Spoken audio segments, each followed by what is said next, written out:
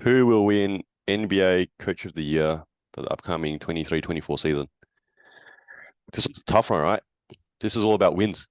It's really what it is, right? Your team has to win as many games as possible. I think you've got to be. I'm sure there's a stat out there which we don't have because we don't have a stats guy yet. But your team's got to play finish at least in what the top four, maybe record to be seriously in contention for this award. And I think therefore those powerhouse teams that are slated to make the playoffs are the ones that generally have inside edge. And considering we just did our East and West picks, and we had no one really leaping up those standings.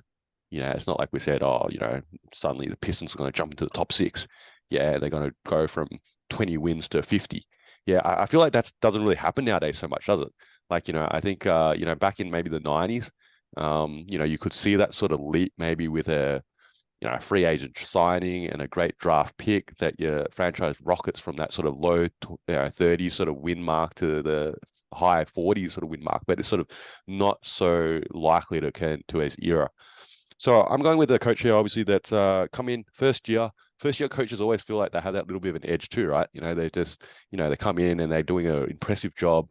Your team's getting a solid winning record. I've got this team getting the first seeded, obviously, in the East here.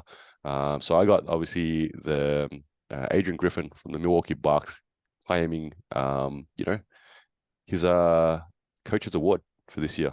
And I don't know, I'd like to see your pick.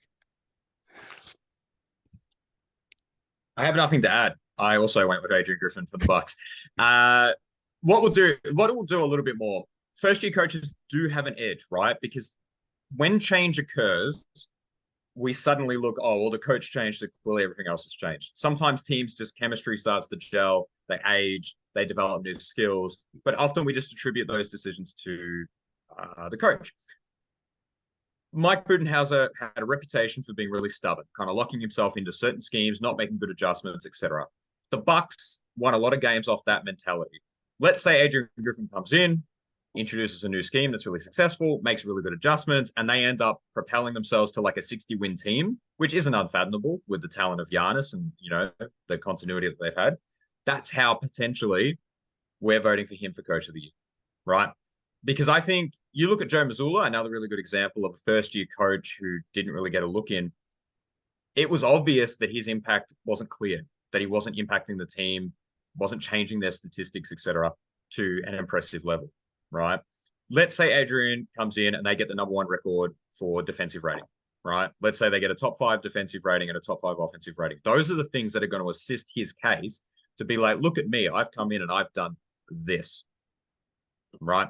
Some considerations to make. I did think about Monty Williams in Detroit, because if Detroit somehow becomes frisky and they're in that play-in contention range, coming from bottom of the East to at least potentially appearing in the playoffs, that may be worthy of consideration, but I didn't think that would happen. Perhaps Quinn Snyder bringing the Hawks to a bit more relevancy would get some recognition, but again, I don't think the wins are going to be there. Tom Thibodeau in the Knicks. People love New York, but I think he already got his Coach of the Year in the year that they finished fourth and actually made the playoffs, and everyone was ecstatic. Then you go over to the West. Does Michael Malone deserve one? I think the Jokic factor probably hurts him, right? You got a generational talent, probably doesn't make you seem as important, whether or not that's valid or true. That's just kind of how it's going to play out for him. Mike Brown just got his unanimous Coach of the Year with the Kings, and I think that they will now settle into a situation. Frank Vogel's not getting that level of talent. I don't think Memphis's coach. I apologize. I can't remember every name off the top of my head. He's Taylor Jenkins. I think you're Taylor alluding to. Yeah. Jenkins. There it is.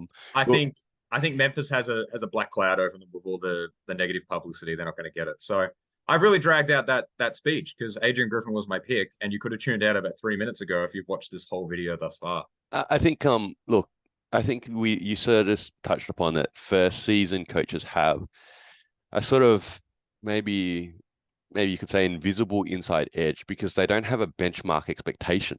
That's probably what it is, isn't it? You've got those coaches there that have had that have coached before and maybe coached for many years, like Spoelstra and Popovich and all these other guys that have been there forever, and you know their level of excellence. So then once you set that benchmark, you have to exceed it. Whereas a first season coach comes in, it's not that their benchmark is 0, but anything sort of above, say, 500 goes, oh, they did really well. They should really be considered in that Coach of the Year award. And you alluded to Monty Williams. Obviously, if the Pistons take a leap, would he or could he win Coaches of the Year award? And I think I said at the start, like, I think it's now more a team that wins, like top 4 team. And obviously, even if the Pistons make a leap and win, say, 38 games, yeah, they go from whatever they won last year, not that many, to 38 games, and it's probably a fairly significant improvement, mate. It's a play-in team now trying to grab that last spot and see what happens. Okay. I still don't think Monty Williams would win the award. And I pulled up obviously the win-loss record here for the OKC Thunder, because that's basically what they did last year.